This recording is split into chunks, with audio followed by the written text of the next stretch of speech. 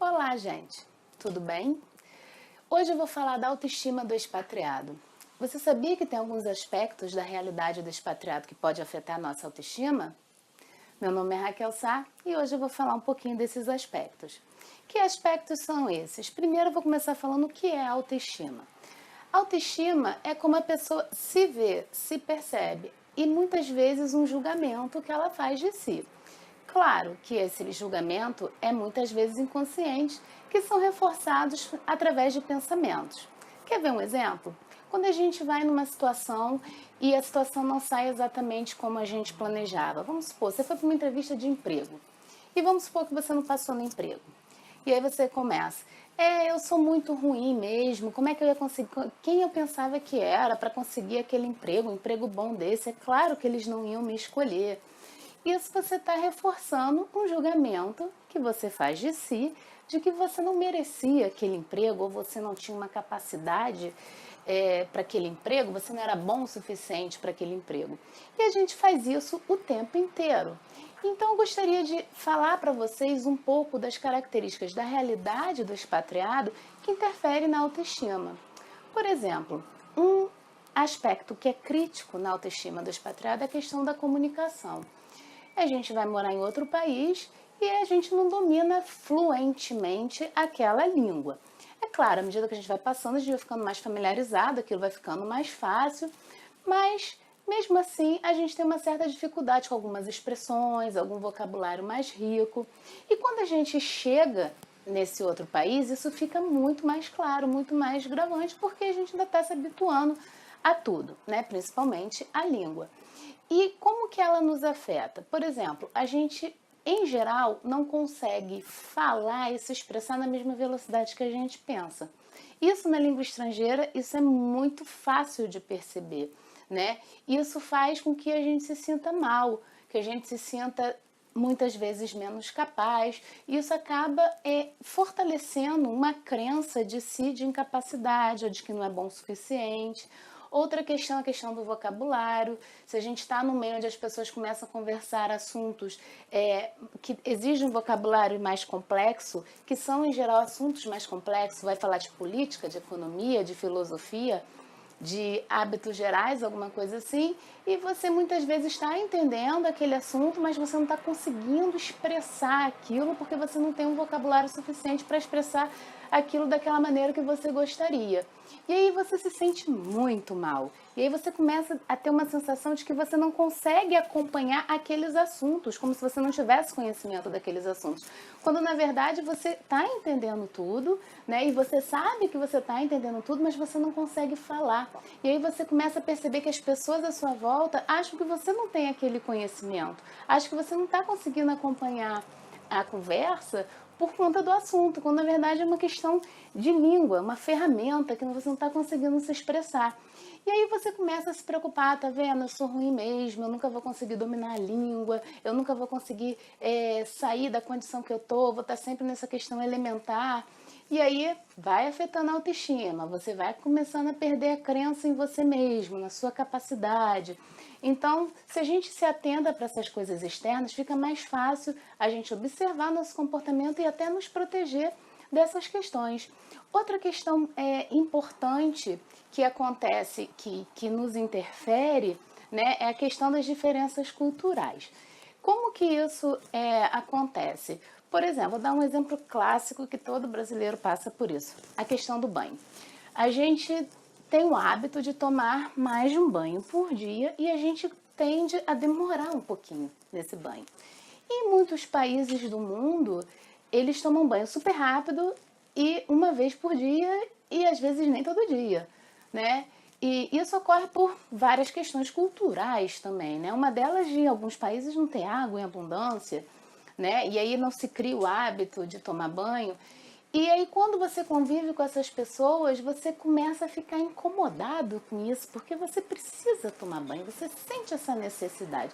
E as pessoas à sua volta não entendem, né? E aí você começa a se sentir mal, se for um lugar de escassez de água, então você se sente culpado, pode vir se sentir culpado por tomar vários banhos e não conseguir abrir mão desse hábito, e aí você começa, isso pode gerar pensamentos que abalam sua autoestima também, como por exemplo, eu nunca vou conseguir me adaptar aqui, não tem jeito de eu ficar aqui bem, eu não consigo, as pessoas aqui não me entendem, elas não conseguem me entender, eu não consigo entender as pessoas, e aí começa a ir para um outro lado de autodepreciação que pode também abalar a sua autoestima, né? Outra questão muito importante que mexe com a autoestima do expatriado, a questão de você trabalhar em empregos que estão um pouco aquém das suas habilidades intelectuais. O que eu quero dizer com isso? Muitos brasileiros, quando eles vão morar fora, eles vão com uma proposta de às vezes não trabalhar na sua área, né? Claro que isso não é a realidade de todo mundo, mas muita gente passa por isso, vai estudar a língua e começa a trabalhar no que aparecer, porque precisa do dinheiro, precisa se sustentar, enfim, e está disposto a isso. Só que à medida que o tempo vai passando, muitos deles já são graduados aqui, já tem uma formação, tem um conhecimento técnico superior, e vai para lá e começa a trabalhar em trabalhos em que você não usa essa técnica, né? Esse ensinamento que você aprendeu. E você começa a ficar meio frustrado, porque afinal de contas, você fez uma faculdade para trabalhar com aquilo, você quer seguir aquela carreira.